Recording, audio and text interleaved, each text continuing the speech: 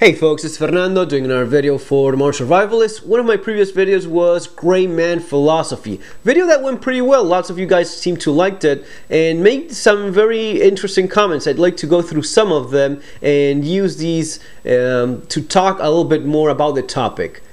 This is from B. William. Being a gray man is very difficult to pull off successfully if you have any noticeable physical characteristics. Big gut, bald, really tall, really short, noticeable limp, etc. For women, it's even worse with form-fitting clothes, yoga pants, tank tops, dresses.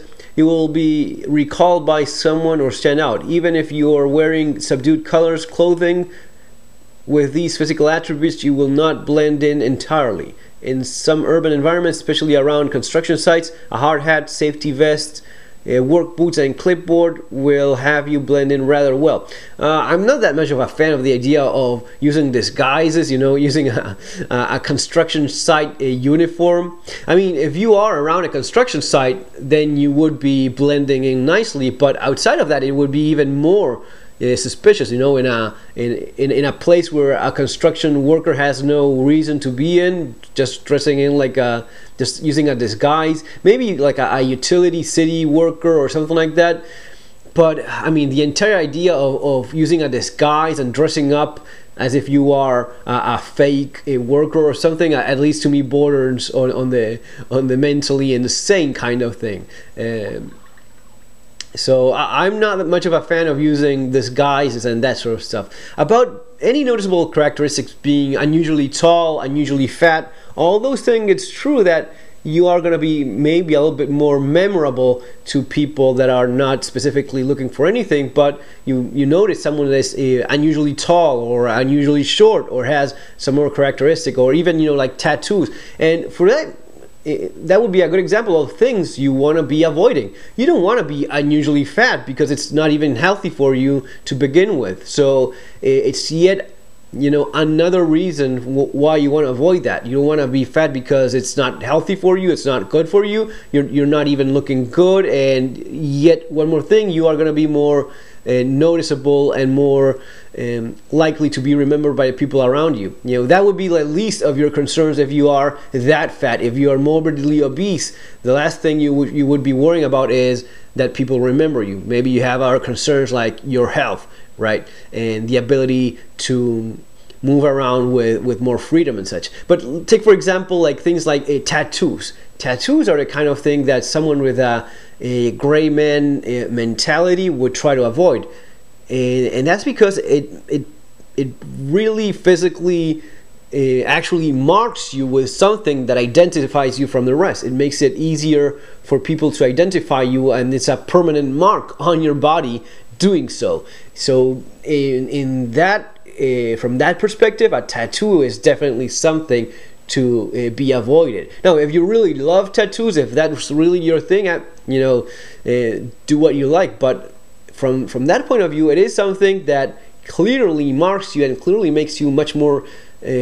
memorable to people around you, that you have a big tattoo or something, or someone that wants to remember you, or you're gonna be the tattoo guy right away if you have it, especially in somewhere where it's noticeable and easy to see.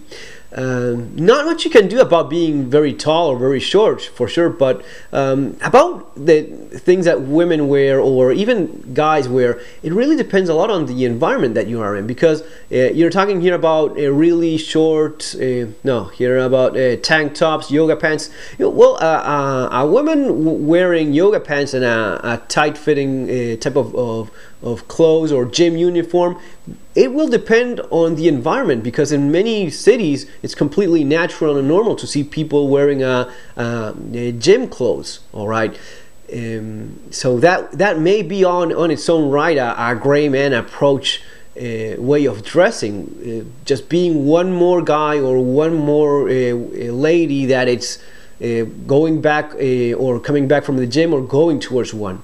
At the same time, you could even, within that kind of clothing, you could go for more subdued colors, something that's not that noticeable, not any large logos that are more memorable or more likely to be remembered by people around you or noticeable. If you look at it in terms of crime and and security. You don't want to have anything that looks extremely like very attention grabbing, or like expensive clothing that looks like you may be worth following and seeing where you live or seeing what kind of car you drive. Those are things that you could probably keep in mind and make good use of. And I went, well, IDK where you live, but if you do it in countries where high crime, you'd better prepare to be treated differently by police. This is from the previous comment, the one that I was reading before. First reply to that is actually not. It's actually not that hard to do. What you label as characteristic that may be noticeable, but everyone has a characteristic. So within an area, you will have many different characteristics aside from yourself. The idea is to blend in with your surroundings and not draw attention to yourself. Adapt according to your own specific area, as well as compensate to downplay your characteristics. You could be something. It could be something as simple as wearing a t-shirt and jeans instead of wearing tactical pants and fatigues. Excellent point.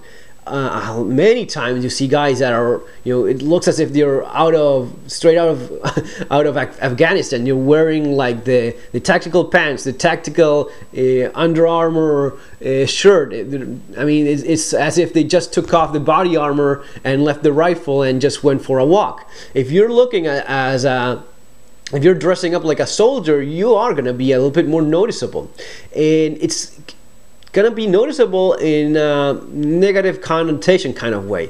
It's gonna be looking at as if you are more of a militaristic minded. There's nothing wrong with the military. There's nothing wrong with people that serve. But in our society, and basically in most developed nations, and even in third world countries, dressing up like military personnel. Not always. It's definitely not the best way to blend in.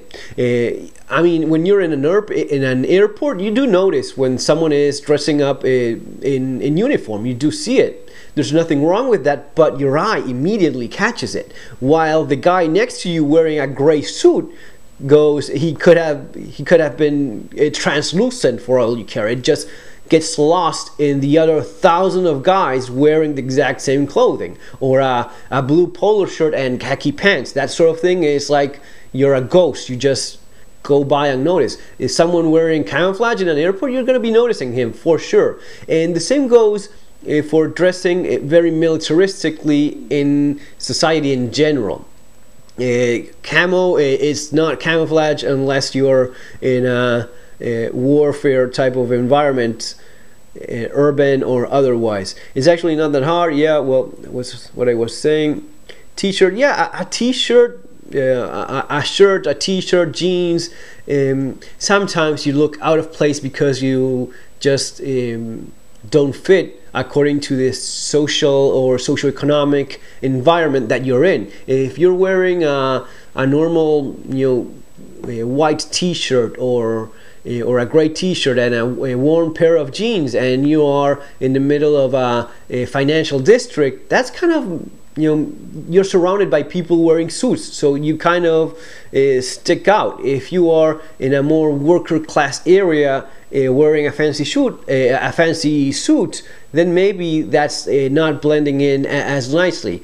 The more casual, maybe a type of clothes, again, like the blue polo shirt, all right, and khaki pants, or even a nicer pair of jeans with some darker shoes. Maybe that's the kind of thing that in many places goes by unnoticed. In Latin America, that's not usually what you see, especially in the poorer parts of the cities or the country, where maybe a well-worn, and I do mean well-worn, set of clothes, t-shirt, a worn-out t-shirt with any kind of weird, freaky logo that you buy in one of these markets, and worn jeans and worn trainers or tennis shoes or something like that. That's the kind of thing that goes by unnoticed the most.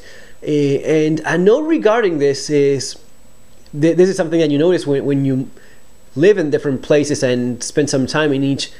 I even got to the point that you notice that the clothes are much more worn in developing nations compared to first world countries. In first world countries, I'm talking here about the United States, Canada, Europe, Australia, and in developed countries, people wear newer, better looking clothes. The colors are different. They are brighter. They have more contrast. They look newer. In poorer places, people wear clothes for a longer period of time before replacing them. It's not as common to see people wearing new clothes all the time. So in general, you have in developing nations, in poor countries, or in countries or in parts of a country that are going through a rather hard economic downturn, you will see that people start dressing a little bit worse. Clothes are worn a little bit more. They are naturally worn. They naturally become more gray in general. All right, this subdued tone that was being mentioned before in a comment occurs naturally during hard economic times, and sometimes maybe it's even hard to even pinpoint exactly what it is. But you just look at it and you see that guy is a tourist. And maybe he's of the same skin color. Maybe his body language is not even that, but the clothes look all new. The shirt, the top, the pants, the shoes, it's all new. I mean, why is this guy wearing a new set of clothes? And that's because everyone else around him has clothes that are much worn, much more used and worn out. Yeah, just things that happen naturally, and only then after thinking about these things for as much time as I do, you start noticing and realizing why it is. A little bit of everything, guys. It's the clothes that are not as worn. It's the body language. It's the guy with the touristy and guy that is out of place, looking curiously at everything. Why would you be looking curiously at everything around you if you are from that place? You don't. Locals don't look fascinated by everything around them. Locals just go about their business, looking forward and just doing whatever it is that they're doing. People that are not from that place will usually, wow, like surprised by everything. Once you are a local, once you are used to it, you don't look like, this is so cool, this is so new to me. I agree with what you say about blending in. However, for someone who is 2 meters tall, it's going to be hard to blend in no matter what you wear, unless of course you live in a community of pro basketball players. Yeah, you could, if you're some people that are very tall sometimes tend to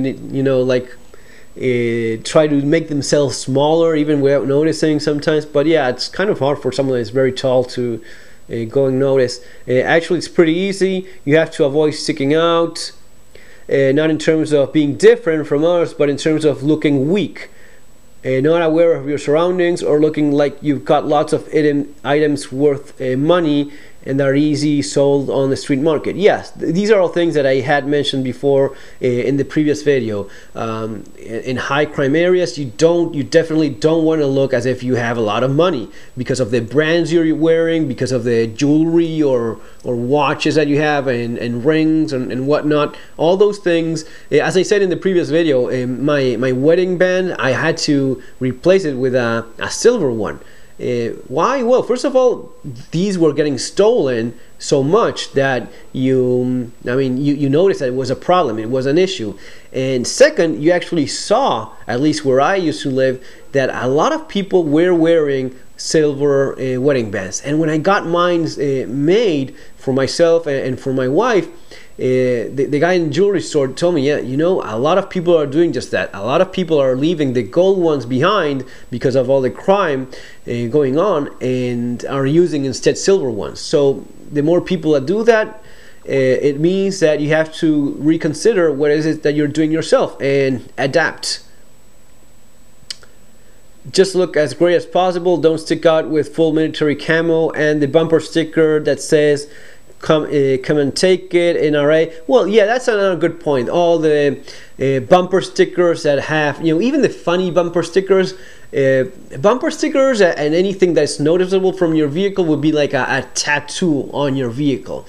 So that alone is making it different. It's making it at least more memorable when you want to look at it in such detail. Besides that, many of these bumper stickers and such say a lot about you as well. If you have the NRA or I don't call 911 or that sort of thing, it's a pretty bad idea on several levels. Anything that says something about what your mentality, the way you think, your political ideologies, that's already giving information to everyone around you. You're like carrying a billboard with the way you think. Besides that, it's also something that may get the wrong reaction from people. Let's suppose you have a gun-friendly or a NRA or I don't call 911 or talk to Mr. 45 or whatnot, a type of bumper sticker in your car. Someone crashes against your car, there's an altercation on the road, someone sees that, immediately he's going to be thinking gun. This guy has a gun. I would be thinking this guy probably has a gun. This guy is also stupid enough to make it obvious to everyone else around him. So he's, at least in my opinion, someone with a logo in their car explaining everyone around them that they're armed. At least to me, that's not the smartest person. That wouldn't be something that a smart individual or a careful individual would do. You could even assume that someone is kind of prone to rapid hot-headed reactions. At least to me, that would be the word. Someone that has a gun sticker in their car, at least to me, that would be someone that's kind of hot-headed and not thinking very carefully.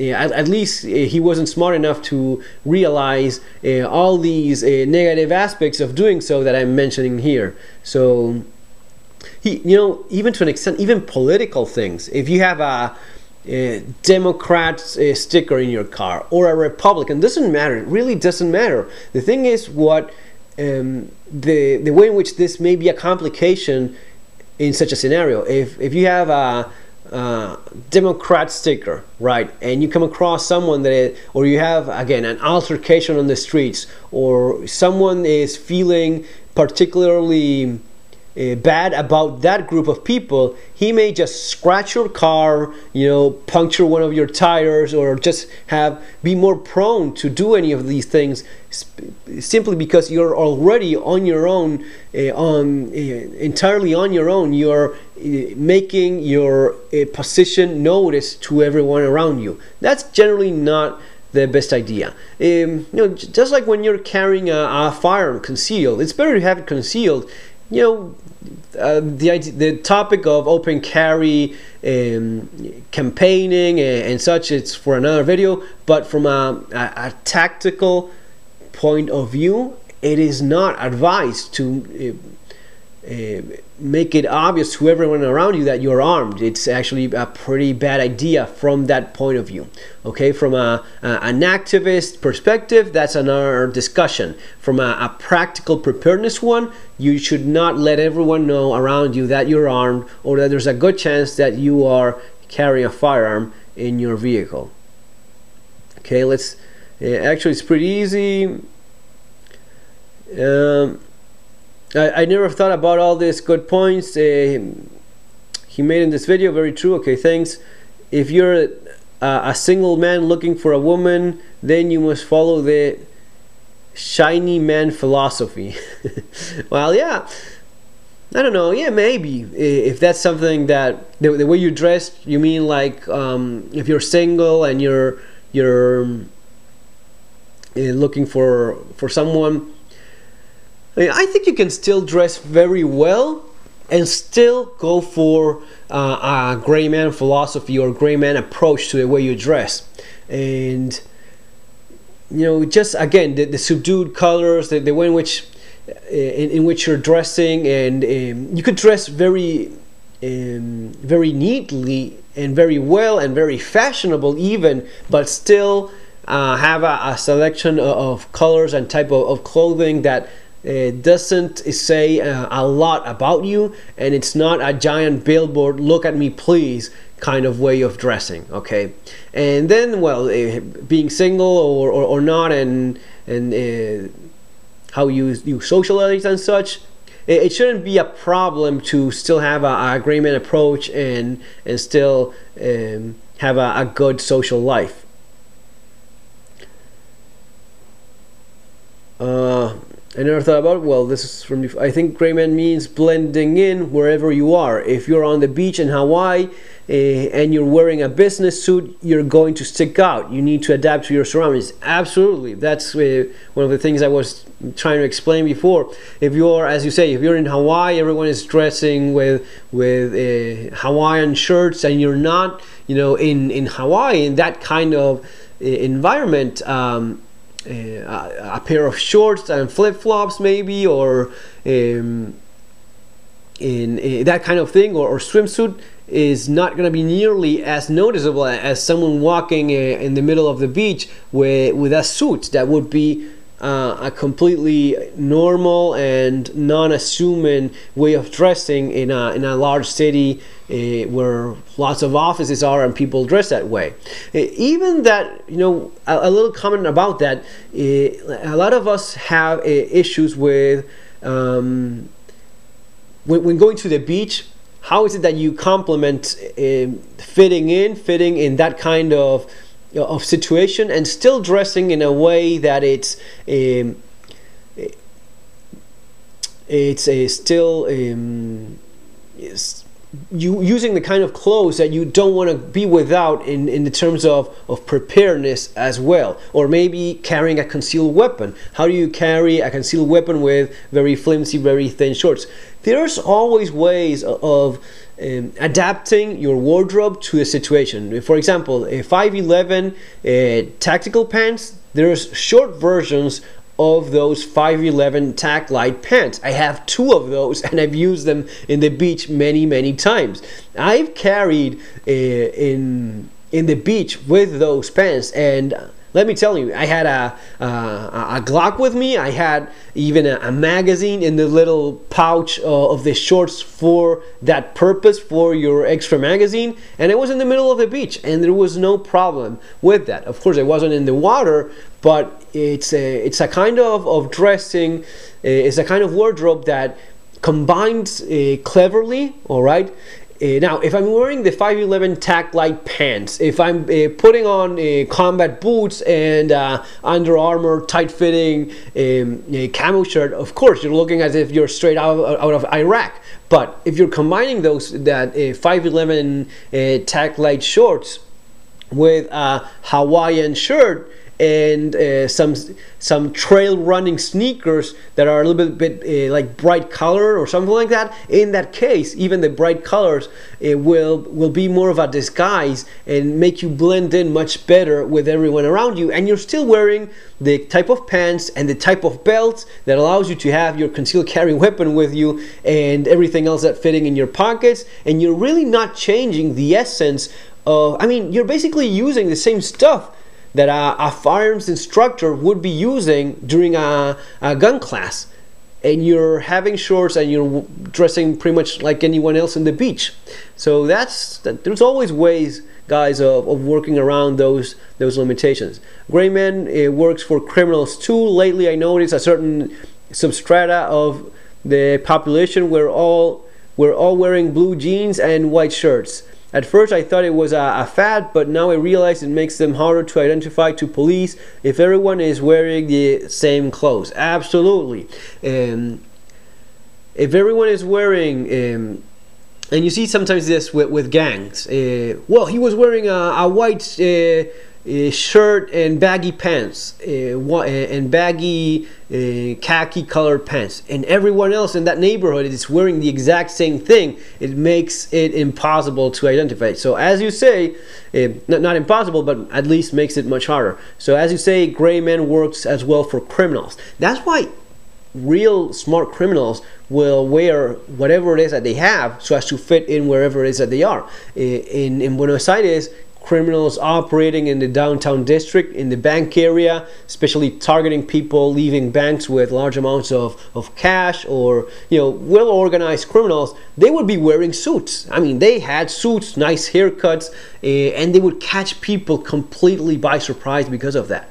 3-4 guys wearing suits walking around, you don't think anything about that. And all of a sudden, you're getting mugged, you're getting attacked, you're getting carjacked by guys wearing suits. So they dress as well. They also use this gray man philosophy so as to go unnoticed until they strike. Another one, this is from Gamer Reviews. Thanks for great information as always. Brazil is some way similar to Argentina, or even worse. Yeah, I would agree. Brazil is even worse than Argentina, especially in terms of crime. In terms of the amount of crime going on, absolutely. The information you give us is much more realistic than in most other videos out there that are made by people that live their entire lives in developed countries and don't know how attacks, robberies, and kidnappings happen in real life. Well, yeah, it is true. All these things, you have to live in these places for a certain period of time so as to know all these things, how criminals think, how they react. One of the things that I see is that there's not a lot of understanding, and I'm absolutely happy that lots of people are not going through that type of life experience. But the thing that I notice is that for a lot of people, they maybe live, middle class, like-minded individuals and such. They live in nice communities and nice neighborhoods, and then there's the bad part of town, or the bad part of the city, or even the bad part of the state. So this kind of very violent, very dangerous society is limited to those places.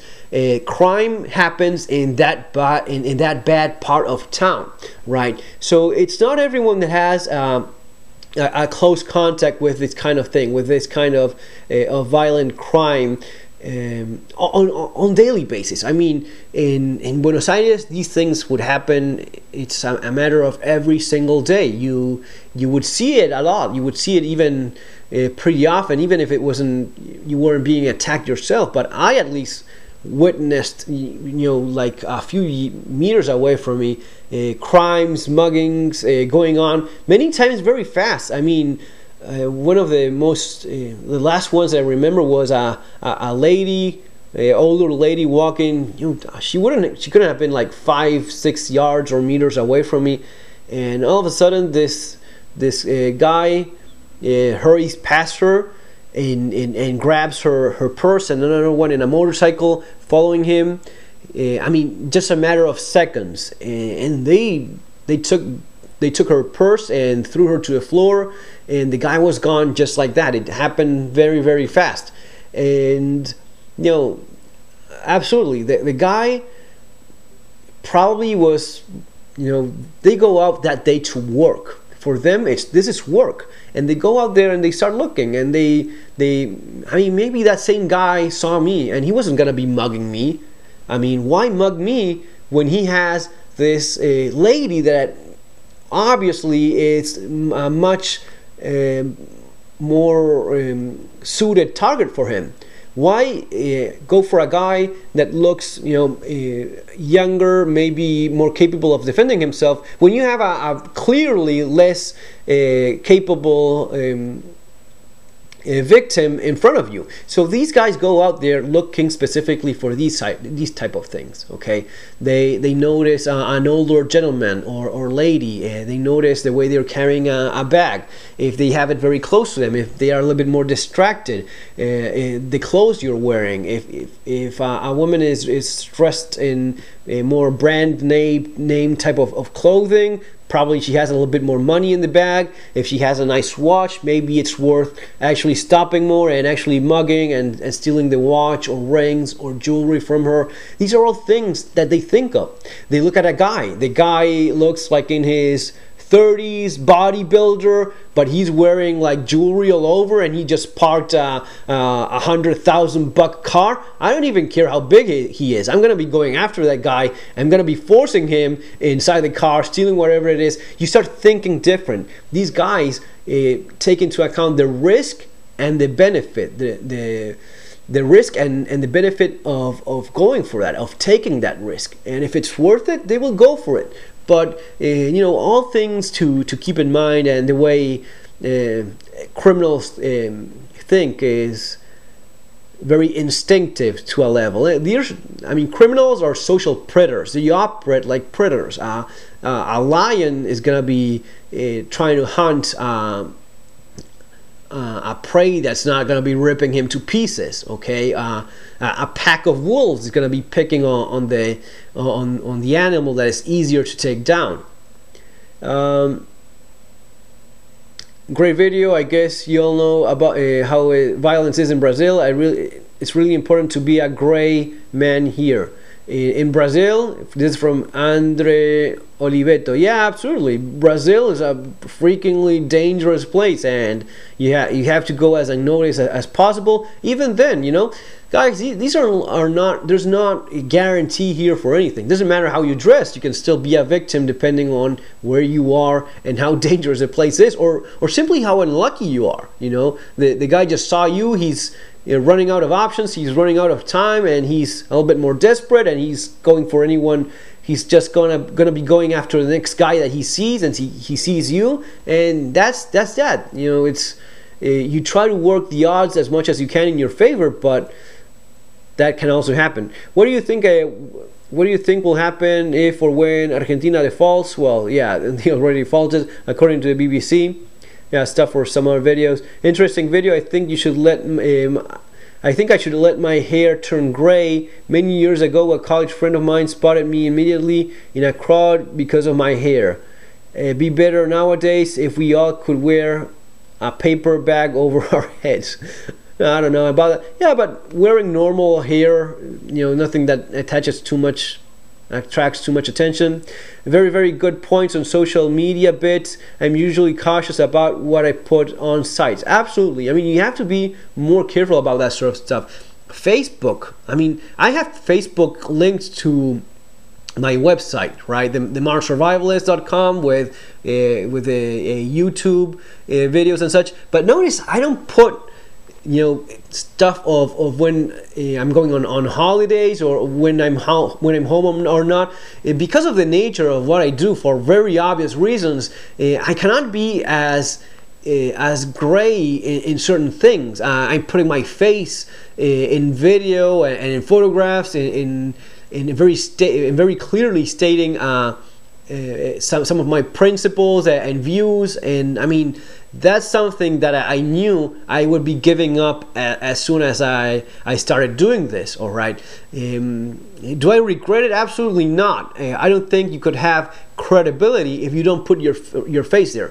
And it's, again, very natural. If someone is not explaining who he is, or showing, or even showing his face, then I'm not as likely to believe what he's saying. And you know, this is something funny. It happened to me at first when I first started writing about the economic collapse in Argentina. Lots of people said, "Ah, he's not from over there. He speaks like he writes like an English-speaking person. He doesn't write like someone writing it in his second language, or even." You know, all those things. People just didn't trust it. So if you're gonna be doing things for real, seriously, sometimes you have to give up certain things. One of the things I had to give up was a little bit of my privacy, and lose a little bit of that gray man philosophy. Very good points. And social media, be very careful about that. The kind of information some guys give away, it's insane. And I see it a lot. It happens a lot in Argentina. Houses broken in when people say they're going on holidays. Of course, you just posted a pic of you on holidays, and just going back a little bit on your history, it's very easy to see where you're living. I mean, it's extremely easy for criminals to do that.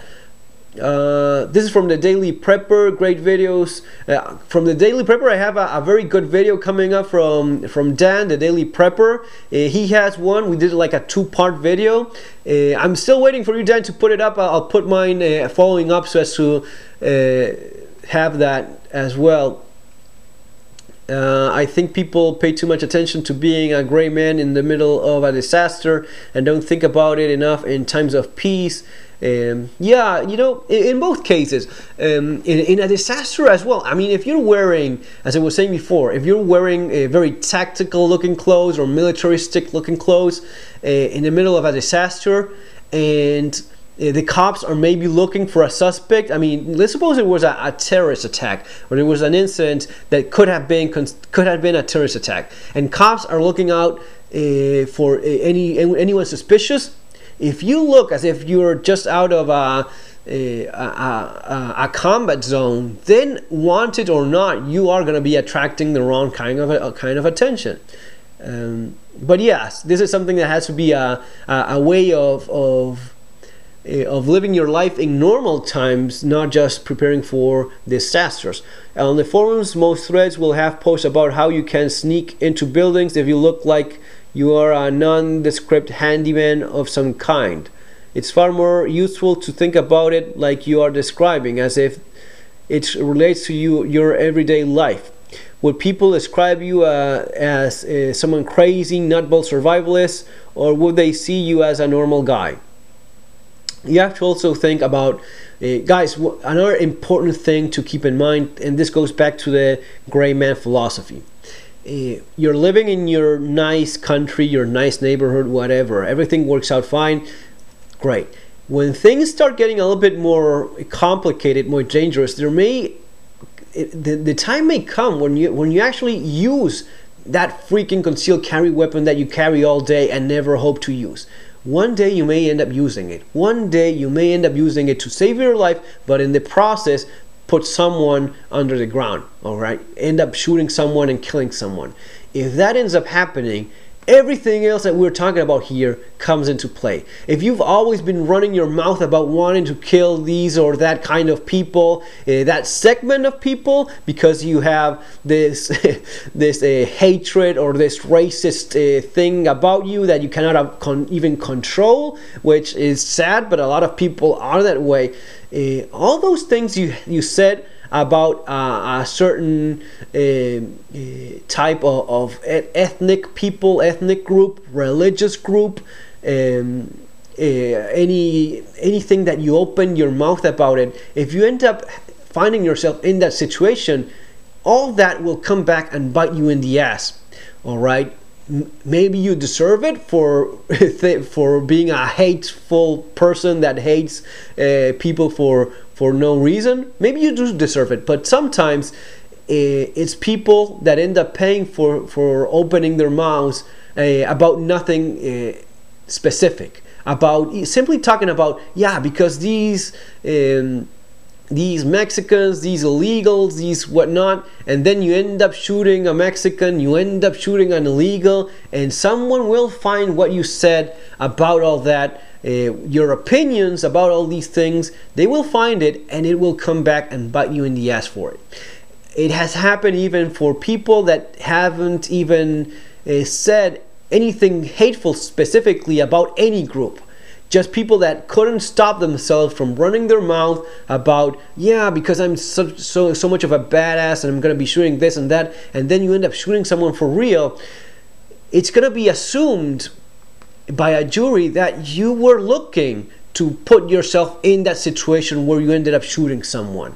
All right, so try being careful about the things that you say, and try controlling sometimes, especially, you know, again, things that I should do in a separate video about racism, about the xenophobia floating around, that it's getting worse and worse. But specifically here, talking about the gray man philosophy, whenever you say anything that, whenever you're thinking about saying anything or posting anything online, think about how it would look in front of a jury. All right, because you think that you're anonymous on the internet. You're not. You're as public as it could possibly be. You're leaving permanent records of every thought you're having using the internet. It's not as if you're anonymous. You're not anonymous anywhere. No one is anymore, and it has been this way for a very long time. Whenever you're doing this this thing of posting online and forums, it's all there forever. It's never going away, and it one day may come back and bite you in your precious behind. Okay, excellent topics. I'm a strong proponent of hiding in plain sight for persons of your home. Very nice done. Blue jeans and a dark t-shirt never seems to gather anyone's attention until you go to church, or you're as old as I am. Everyone turns gray eventually. So true. Yeah, we all do eventually end up turning gray. Very realistic thought there. Everyone turns gray. Believe me, because I've seen it up close and personal. Death drains the color from our flesh as we too. This is very depressing. And we blend into our environment, which clearly should focus each of us on our own individual survival. Who we are is reflected in the way we dress, so be yourself despite being noticed or not. Yeah, you know, about being yourself, I'm not going to be saying to do the opposite. During SHTF, everyone will be dressed in whatever they happen to be wearing. The ones that will be standing out will be the ones well groomed and well dressed. Yeah, well, about dressing, who we are is reflected in the way we dress, so be yourself despite being noticed or not. Yeah, sometimes being yourself is not good. If you're a total creep, it's not good to be yourself. I mean, if you're a skinhead, you're shaving your head, you're wearing an alpha black aviator's jacket and tight black pants and leather boots, yeah, you're gonna be making it very obvious who you are, and you're gonna be very truthful to yourself. Maybe you're not the nicest person on the planet, but you're gonna be making it very clear to everyone around you that you are a skinhead, or that you are whatever it is that you dress yourself as.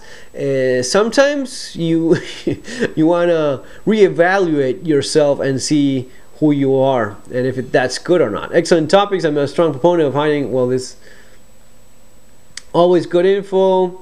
In the old days, we called it being a ghost, disappearing in the crowd, to instantly vanish. Once you are good at it, you can disappear in front of the CCT. Okay, well, guys, that's basically it. You know, just more thoughts on the topic. I thought it was a good series of comments, so I wanted to go through that a little bit more, use that for more conversation about the gray man philosophy. Folks, remember to subscribe, thumbs up if you like the video. Take care, see you on our next video.